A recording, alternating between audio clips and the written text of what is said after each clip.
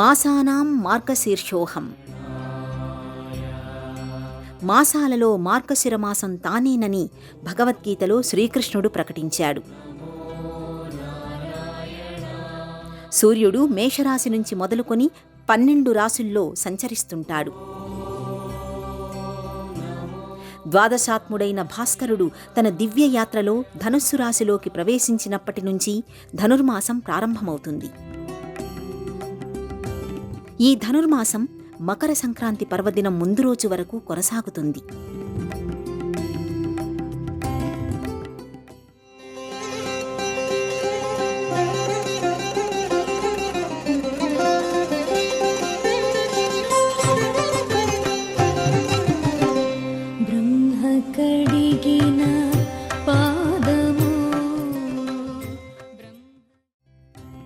విష్ణుమూర్తికి అత్యంత ప్రియమైనది ధనుర్మాసం.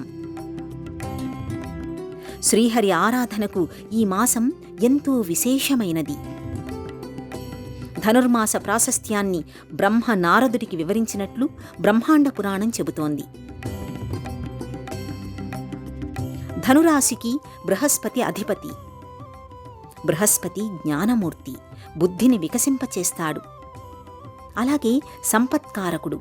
మేధోపరమైన నిర్ణయాలను సకాలంలో సజావుగా తీసుకోవడానికి బృహస్పతి అనుగ్రహం ఉండాలి. ధనుర్మాస వ్రతం చేసేవారు, ధనుర్మాసంలో ఆధ్యాత్మికపరమైన నియమాలు పాటించేవారు బుద్ధి వికాసాన్ని పొందుతారని ఆర్షధర్మం సూచించింది. జ్ఞానవంతులు, ఐశ్వర్యవంతులు, తద్వారా సుగుణవంతులు కావడానికి ధనుర్మాస నియమాలు ఉపకరిస్తాయని ధర్మసింధు పేర్కొంది.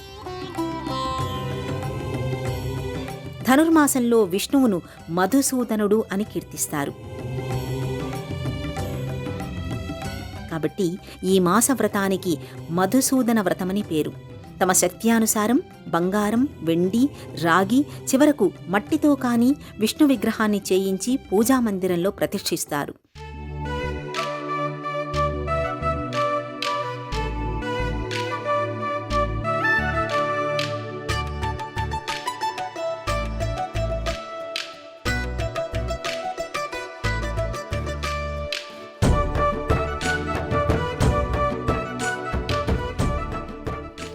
బ్రహ్మముహూర్త కాలంలో మేల్కొని కాలకృత్యాలు, నిత్య పూజాధికాలు పూర్తి చేసుకుని ఆ తరువాత మధుసూదనమూర్తికి పంచామృతాలు, కొబ్బరి నీరు, పాలు, సుగంధ ద్రవ్యాలతో అభిషేకం చేస్తారు.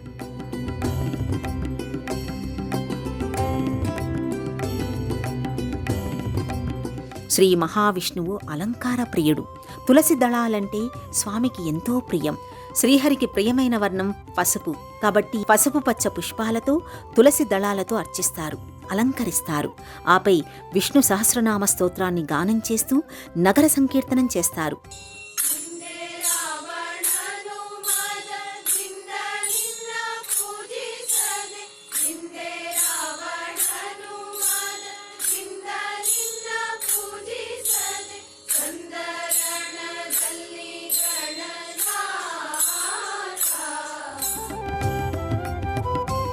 ప్రాతకాల స్నానంతో మనసు పవిత్రీకృతమవుతుంది, బుద్ధి వికసిస్తుంది.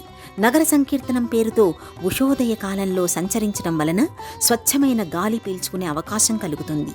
గానం చేయడం వలన నరాలు ఉత్తేజితమవుతాయి. పాదరక్షలు లేకుండా నడవడం వలన అరికాళ్లలో ఉండే సూక్ష్మనాడులు బలోపేతమవుతాయి.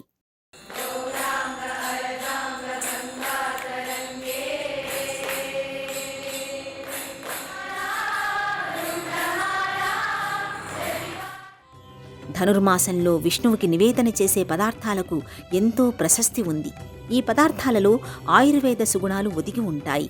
వీటిని స్వీకరిస్తే శారీరక ఆరోగ్యం, మానసిక ఆరోగ్యం చేకూరుతుంది. మిరియాల పొంగలి, పులగం, దద్దోజనం, చక్కెర పొంగలి, సొంఠి అన్నం, మిరియాల పానకం, వడపప్పు శ్రీ లక్ష్మీనారాయణులకు నివేదన చేస్తారు. ఈ నివేదననే ప్రసాదంగా స్వీకరించడం వల్ల కాలానుగుణమైన వ్యాధులు దరిచేరవు. ధనుర్మాసం వచ్చేది హేమంత ఋతువు. చలికాలం వల్ల కఫ సంబంధిత వ్యాధులు పెరుగుతాయి. అలాగే వాత, పిత్త, శ్లేష్మ దోషాలు తలెత్తుతాయి. ఈ ప్రత్యేక ప్రసాదాలను స్వీకరించడం వల్ల వాటిని సహజ సిద్ధంగా ఎదుర్కోవచ్చు. ఈ ప్రసాదాలలో వినియోగించే ఆవు నెయ్యి, మిరియాలు, శొంఠి, పెరుగు, పచ్చకర్పూరం, పసుపు, ఇతర దినుసుల వల్ల రోగ నిరోధక శక్తి పెరుగుతుంది. చాంద్రమానాన్ని అనుసరించి మార్గశిర మాసం, సౌరమానాన్ని అనుసరించి ధనుర్మాసం వ్యవహారంలోకి వచ్చాయి. మార్గశిరంలో శివుణ్ణి పొగడ పువ్వులతో పూజిస్తే శ్రేష్టమంటారు. ధనుర్మాసంలో చేసే కాత్యాయని వ్రతం విశేష ఫలదాయకం.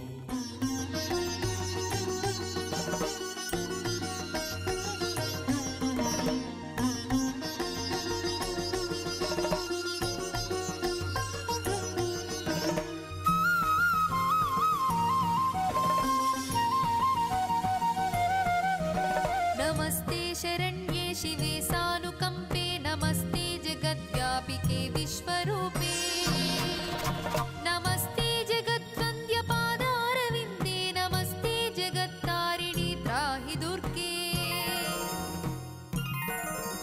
नमस्ते जगच्चिन्त्यमानस्वरूपे नमस्ते. కాత్యాయని అంటే పార్వతీమాత. తనకు భర్తగా శ్రీకృష్ణుణ్ణి చెయ్యమని రుక్మిణి మార్గశిరంలో ధనుర్మాసంలో కాత్యాయని వ్రతాన్ని ఆచరించింది. సాధారణంగా సంవత్సరం చైత్రంతో ప్రారంభమవుతుంది. కానీ వేదజ్ఞులు, సోమయాజుల వారి సంవత్సరం మార్గశిరంతో ప్రారంభమవుతుంది.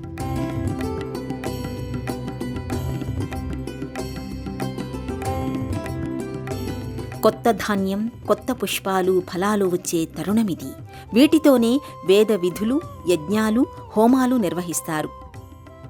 విష్ణు భగవానుడికి మార్గహ అనే పేరు ఉంది. మార్గశిరమాసం ఎన్నో పర్వాలకు, పండుగలకు నెలవు.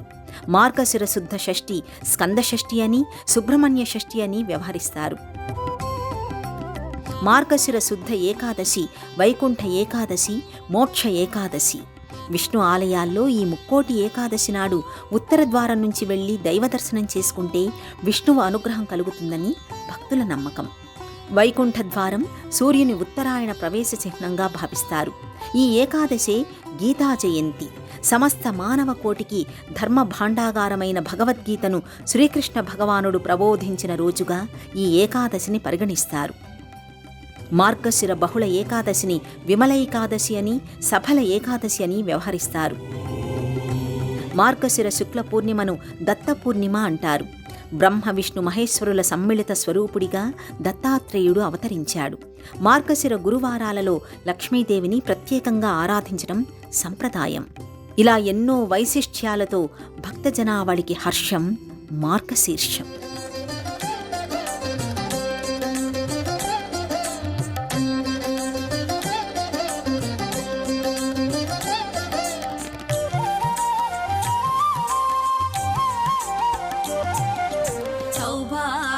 लक्ष्मी रावम्म अम्मा सौभाग्य लक्ष्मी रावम्म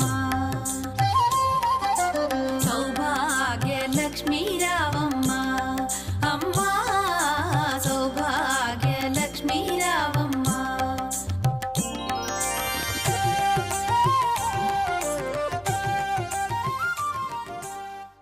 ధనుర్మాసాన్ని నెలపట్టు అంటారు.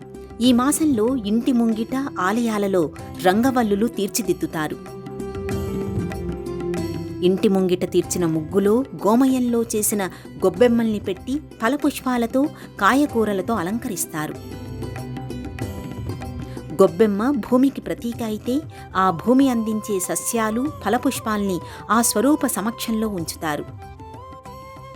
గోమయం క్రిమి సంహారిణి. సూర్యకిరణాలు గొబ్బెమ్మలపై ప్రసరించగానే వాటి నుంచి వాయువులు విడుదలై వాతావరణాన్ని శుభ్రపరుస్తాయని శాస్త్రీయంగా నిరూపితమయ్యింది.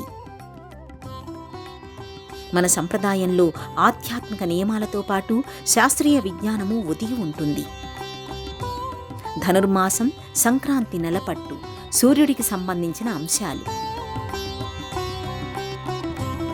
మకర సూర్యుణ్ణి ఆహ్వానించడానికే ధనుస్సంక్రమణం నుంచి మకర సంక్రమణం వరకు ముగ్గులు, గొబ్బెమ్మల్ని ముంగిళ్లలో అలంకృతం చేస్తారు. అందుకు సంకేతంగా సూర్యరథం, అష్టదళ పద్మం, స్వస్తిక్ చిహ్నం వంటి ముగ్గుల్ని చిత్రీకరిస్తారు. ధనుర్మాసానికి ప్రత్యేకం తిరుప్పావై. తిరుప్పావై అంటే శ్రీవ్రతం, సిరినోము. రంగనాథుణ్ణి తన పతిగా చేసుకోవడానికి గోదాదేవి ఆచరించిన వ్రత సంవిధానం. అచ్యుతం కేశవం రామనారాయణం కృష్ణ దామోదరం వాసుదేవం హరిం శ్రీధరం మాధవం గోపికా వల్లభం జానకీ నాయకం రామచంద్రం భజే.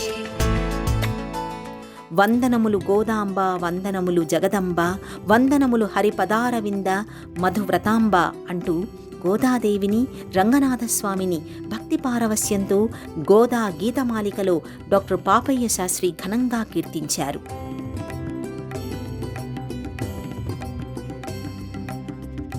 మధుర భక్తికి దర్పణంగా పాసురాలను గానం చేసి తన విశేష భక్తి సంవిధానాన్ని ఆండాళ్ దేవి ఆవిష్కరించింది. గోదాదేవి అసలు పేరు కోదై. తులసివనంలో విష్ణుచిత్తుడనే భక్తుడికి లభ్యమైనప్పుడు ఆయన చేసిన నామకరణం కోదై, అంటే పుష్పమాలిక. కోదై అనే తమిళ పదానికి విరుల గుబాళింపు అనే అర్థమూ ఉంది. గోదాదేవి భూదేవి అంశగా చెబుతారు. ధనుర్మాసంలో 30 పాసురాలతో ముక్తిని పొందడానికి గోదాదేవి తిరుప్పావైని గానం చేసింది. భోగినాడు ఆ పరమాత్మనే పతిగా పొందింది. ఆయనలోనే లీనమయ్యింది. అప్పటినుంచి ఆండాళయ్యింది. ఆండాళంటే రక్షించడానికి వచ్చిన క్షేమకారక మూర్తి అని అర్థం. తన వ్రతదీక్షతో తాను ఉద్ధరణ చెంది తన తిరుప్పావైతో భక్తుల్ని సైతం ఉద్ధరింపచేసింది.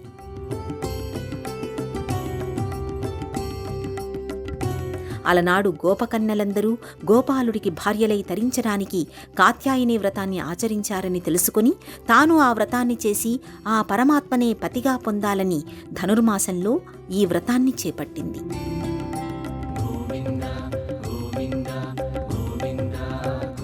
ఆమె శ్రీకృష్ణుడి ఇష్టసఖిగా అలౌకికమైన ఆనందాన్ని అందుకునేందుకు పరితపించింది.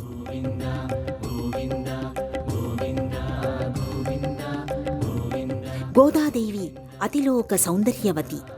తండ్రి విష్ణుచిత్తుడు తన చేతికిచ్చి పెరుమాళ్లకు సమర్పించమన్న పుష్పమాలికను మొదట ఆమె తన మెడలో వేసుకుని ఆ తరువాతే దైవానికి ధరింపచేసేది. ఇలా చేయటం స్వామి పట్ల అపరాధమని విష్ణుచిత్తుడు గోదాదేవికి చెప్పాడు. అదే రోజు రాత్రి శేషతల్పశాయి అయిన రంగనాథుడు అతని కలలో కనిపించి గోదాదేవి ఆముక్త అంటే ధరించిన మాల్యద తనకు ఎంతో ప్రియమైనదని స్పష్టం చేశాడని కథనం. దాంతో తన కుమార్తె గోదాదేవి కారణ జన్మురాలిగా లక్ష్మీ అంశతో జన్మించిందని తెలుసుకున్నాడు విష్ణుచిత్తుడు. 30 రోజులు నియమనిష్టలతో వ్రతం చేయడం కోసం 30 పాసురాలను అంటే గేయాల్ని గానం చేసిన గోదాదేవి శ్రీ వైష్ణవ సంప్రదాయంలో ఆళ్వారుగా పూజలందుకుంటోంది.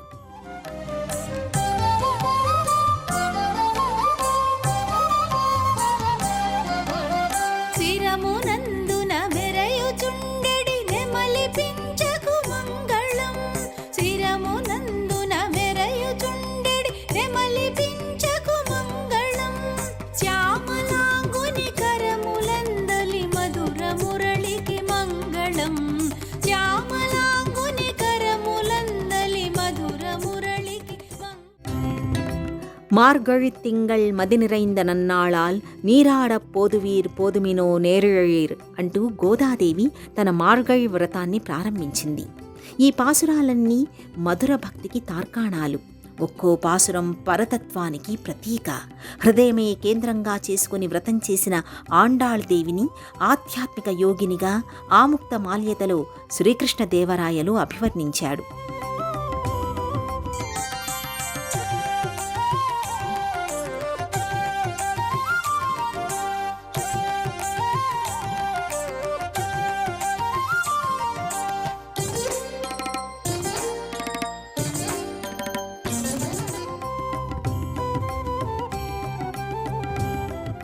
7-8 శతాబ్దాల మధ్యకాలంలో ఆండాళ్ దివ్య జీవనం కొనసాగిందని ఆళ్వార్ల చరిత్ర తెలియచేస్తోంది. భక్తితో కరిగిన హృదయాలు మార్గశీర్షంలో మంచు బిందువులుగా రాలుతూ కొలనులోని నీటిలో లీనమవుతున్నాయి. మనం ఆ పవిత్ర కొలనులో స్నానం చేసి పవిత్రతను పొందుదాం రమ్మంటూ చెలికత్తల్ని మేలుకొలుపుతుంది గోదాదేవి. మంగళం జయ మంగళం మా నల్లనయ్యకు మంగళం, మంగళం జయ మంగళం మా నల్లనయ్యకు. ఆమెలోని భక్తి భావన గరిమ అంతా 2వ పాసురంలో వ్యక్తమవుతుంది. ఆ తరువాత ప్రతి పాసురంలో పరతత్వం జాలువారుతుంది. మధుర భక్తి దేహాన్ని ఆత్మను పవిత్రీకరిస్తుంది. ఇలాంటి ఎన్నో మధుర భావాలతో మనోజ్ఞ ఊహలతో గోదాదేవి రాసుకున్న తిరుప్పావై భోగినాటికి పతాక స్థాయికి చేరుకుంటుంది. శ్రీకృష్ణ భక్తుడైన వసంతుడు విష్ణుచిత్తునిగా, ఆ శ్రీలక్ష్మి గోదాదేవిగా జన్మించిందంటారు. భక్తుని ఆరాటాన్ని తొలగించడం కోసం చూడికొడుత్త నాచ్యార్ అవతరించింది. పసివయసులోనే పరిమళించిన వికసిత భక్తి కుసుమం గోదాదేవి. శ్రీరంగంలో వెలసిన శ్రీరంగనాథునిపై నవవిధ భక్తి తత్వాల్లో ఒకటైన కీర్తనా మార్గాన్ని ఎంచుకొని రసార్ణవంగా తిరుప్పావైని గానం చేసింది.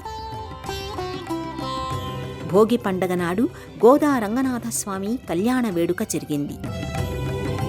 వైష్ణవ ఆలయాలలో గోదా రంగనాథుల కళ్యాణం జరగడం భోగి సంప్రదాయంగా స్థిరపడింది. గోదాదేవిని రంగనాథుడు పెళ్లాడడానికి దారితీసిన వైనం కడు కమనీయం, ఆశాంతం రమణీయం, భక్తిరస ప్లావితం.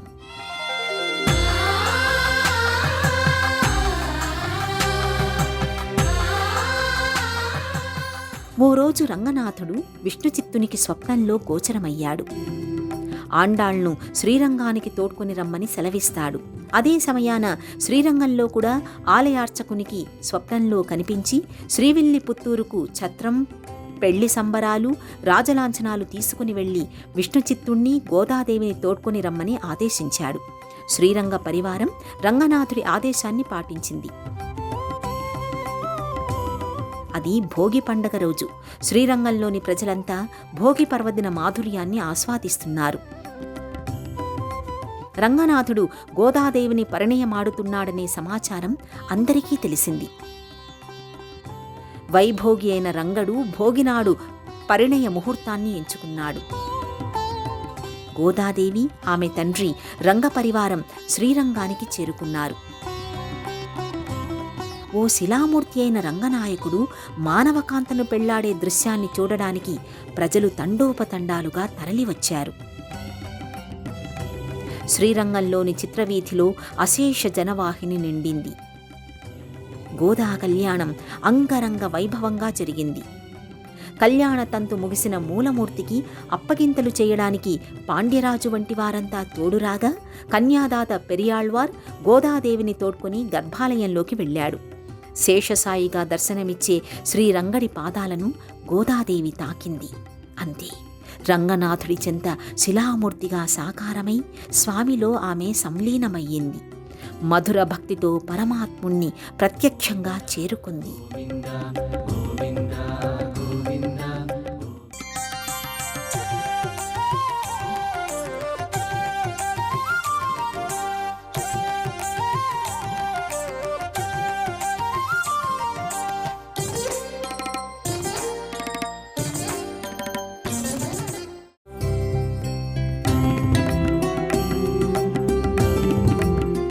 ఆ భగవంతుడి సామీప్యం తప్ప మరే ఇతర అభీష్టం తెలియని నిష్కామ్య భక్తురాలు గోదాదేవి. ఇహపర లోకాల్లో సుఖజీవనాన్ని అందరూ ఆకాంక్షిస్తారు. కానీ స్వామిని చేరుకోవాలనే సంలీన మార్గాన్ని గోదాదేవి అవలంబించి తన ప్రయత్నంలో సఫలీకృతురాలయ్యింది. నిష్కళంక భక్తి మార్గం ద్వారా ముక్తిని సులభతరంగా పొందవచ్చని నిరూపించింది. సర్వం విష్ణుమయం జగత్ అని, శ్రీకృష్ణుని సేవే సర్వస్వమని లోకానికి చాటి చెప్పింది. విష్ణు చిత్తాత్మజ గోదాదేవి నిష్కళంక నిష్కామ భక్తికి నిదర్శనం. ఎవరు ఏ రీతిగా సకాములై కాని నిష్కాములై కాని నన్ను ఉపాసిస్తారో వారిని ఆ రీతిగానే అనుగ్రహిస్తాను అనేది భగవానుడి వాక్కు. ఆ మాట ప్రకారం గోదాదేవి సఖ్యభక్తితో రంగనాథుణ్ణి అందుకుంది. సాయుజ్య ప్రాప్తికి సంకేతమై నిలిచింది. భోగినాడు వైభోగమూర్తి అయిన రంగపెరుమాళ్ అనుగ్రహాన్ని స్వీకరించింది. తిరుప్పావైని ద్రవిడంలో దైవీ వాక్కులు అంటారు. భగవంతుణ్ణి శబ్దమయ స్వరూపంగా ఆరాధించే తిరుప్పావై ద్రవిడ వేదం. నేను నీ పాదదాసురాలిని అనే శరణాగతిని వ్యక్తం చేసి ఆండాళ్-దేవి భోగి పర్వన్నాడు భవ్యంగా వైకుంఠవాసుడి అర్థాంగి అయ్యింది. ధనుర్మాసంలో దివ్య సమ్మోహనంగా పాసురాలను ఆలపించి ఈ మాసానికి ఆధ్యాత్మిక శోభను కళా వైభవాన్ని ఆపాదించింది. మధుర భక్తిరస తరంగిణిగా ఆవిష్కారమైన గోదాదేవి మూర్తీభవించిన నిరుపమాన భక్తి తత్పరతకు ప్రతీక. ఆమె అందించిన తిరుప్పావై భక్తకోటికి ఆధ్యాత్మికమైన పవిత్ర కానుక. ఆండాళ్ తిరువడిగళే శరణం. శ్రీ గోదాదేవ్యై నమః. శ్రీ రంగనాథాయ నమః. ఆచార్య తిరువడిగళే శరణం.